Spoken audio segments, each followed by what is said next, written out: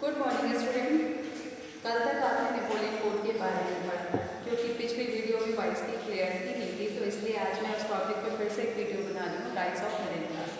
Napoleon code में पढ़ने के बाद आपको पता चला था कि कॉमन सिटीजन्स के लिए बहुत सारी फैसिलिटी दी गई थी। इससे कॉमन सिटीजन्स को बहुत ज़्यादा फायदा हुआ और उनके जो जितने तरह के बाउंडेशंस थे after the French revolution and before French revolution, वो सब तरह के जो रिस्ट्रिक्शंस थे वो खत्म होते गए।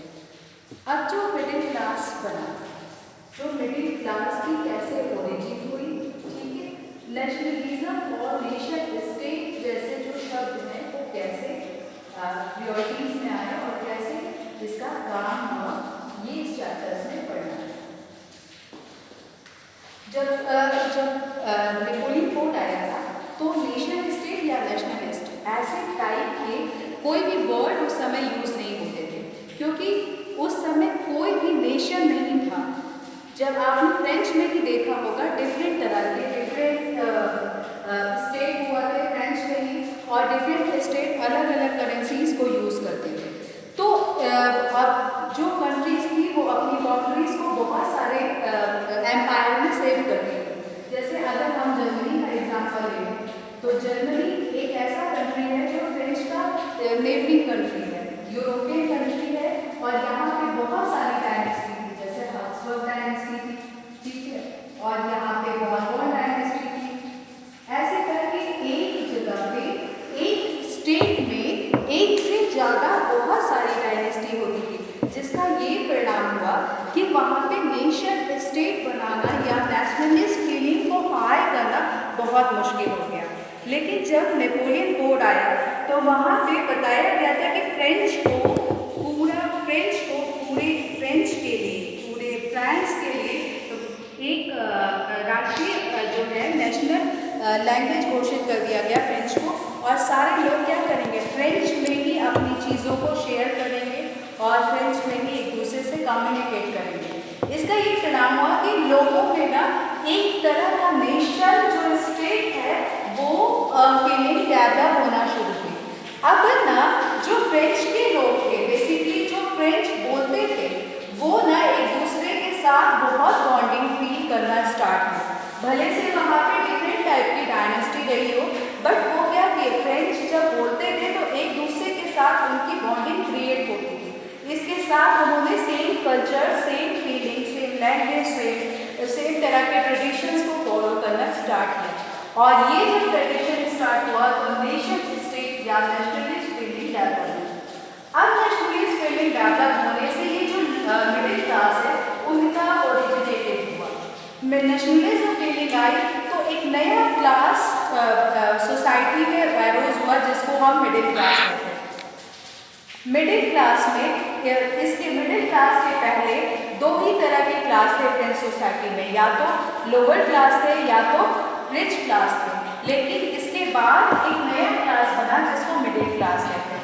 क्यों बना, इसके पीछे का रीजन ये है कि नेपोलियन कोड आया तो नेपोलियन कोड में सारी तरह की जो ट्रेडिंग रेस्ट्रिक्शंस थी वो पूरी तरीके से खत्म कर दी गई, और ट्रेडिंग रेस्ट्रिक्शन खत्म होने के बाद सब क्या करे, अपने अपने जगह पे ट्रेड करना, अपने एरिया को छोड़ के पूरे फ्रेंच में ट्रेड करना शुरू किए। जिससे क्या हुआ, उनकी जो इकोनॉमिक कंडीशन है वो दिन पे दिन बेटर होती गई। जब इकोनॉमिक कंडीशन दिन पे दिन बेटर होती गई तो एक नया क्लास बना जिसको मिडिल क्लास कहते हैं। इस मिडिल क्लास में बहुत सारे एस्पिरेशंस थी। ये मिडिल क्लास एक छोटे प्लेसेस पे था, बट इनकी क्या थी, बहुत एस्पिरेशंस थी। इसलिए फ्रेंच क्लास जो बना इसमें नया चीज़ डेवलप हुआ था। इसके बाद जो मिडिल क्लास बना वो मिडिल क्लास अपने इंडिपेंडेंस को लेके बहुत प्रभावी होता था, यानी वो चाहता था कि इंडिपेंडेंस बनाए रखे। क्यों, क्योंकि नेपोलियंस कोड के बाद बेसिकली जो लोग थे वो अपने इंडिपेंडेंस को बहुत ज़्यादा हाई बनाना चाहते थे, क्योंकि उनका मानना था कि हम जब रिस्ट्रिक्शंस खत्म करेंगे तभी हम क्या करेंगे, तभी हम फ्रेंच को आगे बढ़ा पाएंगे। और फ्रेंच को डेवलप बनाने में, फ्रेंच को रिस्ट्रिक्ट करना, फ्रेंच को आगे बढ़ाने में, उसकी इकोनॉमिक कंडीशन अच्छा करने में, और साथ में नेपोलियंस को पूरे यूरोप का एक पावरफुल किंग बनाने में ये गिल्ड रिस्ट्रिक्शंस का बहुत इंपॉर्टेंट रोल था। जब ये हटना शुरू हुआ तो क्या हो गया, सारी चीज़ें बहुत धीरे धीरे डेवलप होने लगी। अब क्या आया, ये मिडिल क्लास एक नई चीज़ को डिमांड करने लगा जिसको हम लिबरलिज्म कहते हैं। लिबरलिज्म किस वर्ड से बना है, तो लैटिन वर्ड से मिलकर बना है। अब इसका मतलब क्या होता है पहले ये समझ लीजिए। लिबरल का मतलब होता है इंडिपेंडेंस, ठीक है,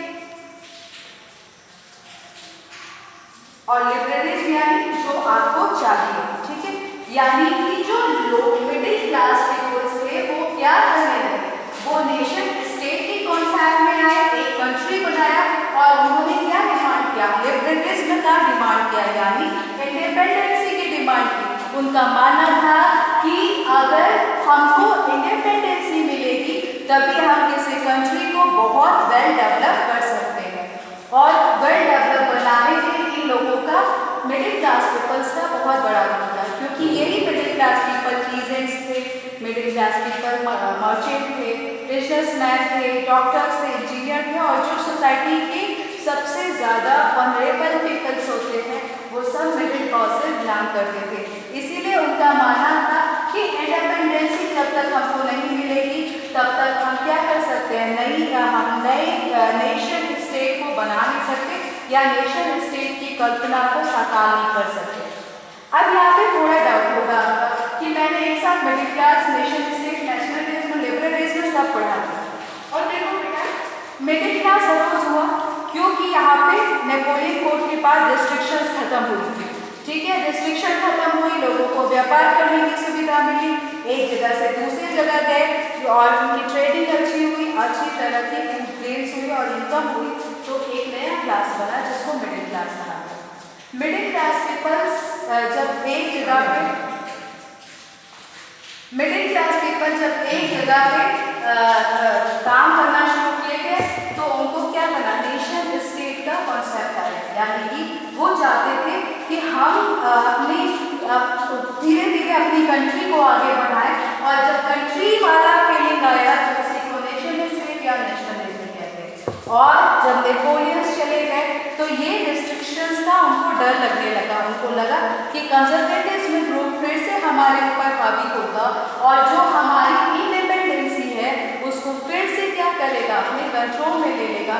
इसीलिए उन्होंने एक नया मूवमेंट स्टार्ट किया जिसको लिबरलिज्म मूवमेंट कहते हैं।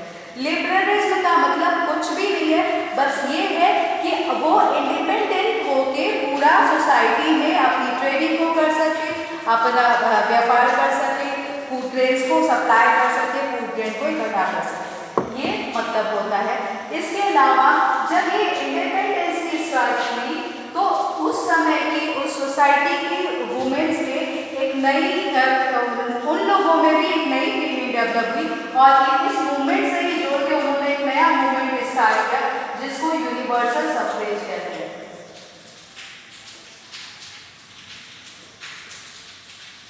यूनिवर्सल सफरेज का मतलब होता है, सफरेज का मतलब होता है वोट करना। अभी तक जब आपने फ्रेंच रिवॉल्यूशन पढ़ा होगा तो उसमें ये पढ़ा होगा कि जो एक्टिव सिटीजन होते थे वही सिर्फ वोट को दे सकते थे, पैसिव सिटीजन्स में वुमेन्स आती थी और जो ओल्ड एज के लोग थे, चिल्ड्रंस थे, वो पैसिव सिटीजन्स माने जाते थे और वो वोट नहीं देते थे। यूनिवर्सल सफरेज में क्या हुआ कि लोग जो गर्ल थी वो डिमांड करने लगी कि हमको भी इंडिपेंडेंसी चाहिए, और इंडिपेंडेंसी कैसे हम बना सकते हैं, यूनिवर्सल सफरेज के द्वारा, यानी सभी को वोटिंग राइट्स मिलनी चाहिए, हमको भी इक्वल एक्टिव सिटीजन माना जाए और हमको भी वोटिंग राइट्स का पावर दिया जाए। तो ये मूवमेंट दोनों आपस में जुड़ा हो गया।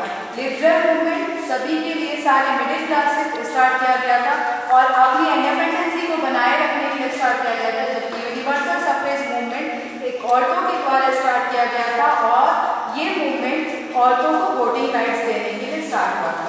ये सफरेज मूवमेंट पहले तो यूरोप में स्टार्ट हुआ और बाद में पहले फ्रेंच में स्टार्ट हुआ और फिर बाद में धीरे यूरोप में फैल गया। 19वीं सेंचुरी से लेके 20वीं सेंचुरी तक ये पूरे यूरोप से फैला था और फिर पूरे इंडिया, पूरे वर्ल्ड में फैल गया। और फिर बाद में इसी को कॉपी करके धीरे धीरे वर्ड के जो डिफरेंट कंट्रीज हैं वो वुमेन्स को सफरेज मूवमेंट देने लगे, यानी वुमेन्स को वोटिंग पावर्स देने लगे।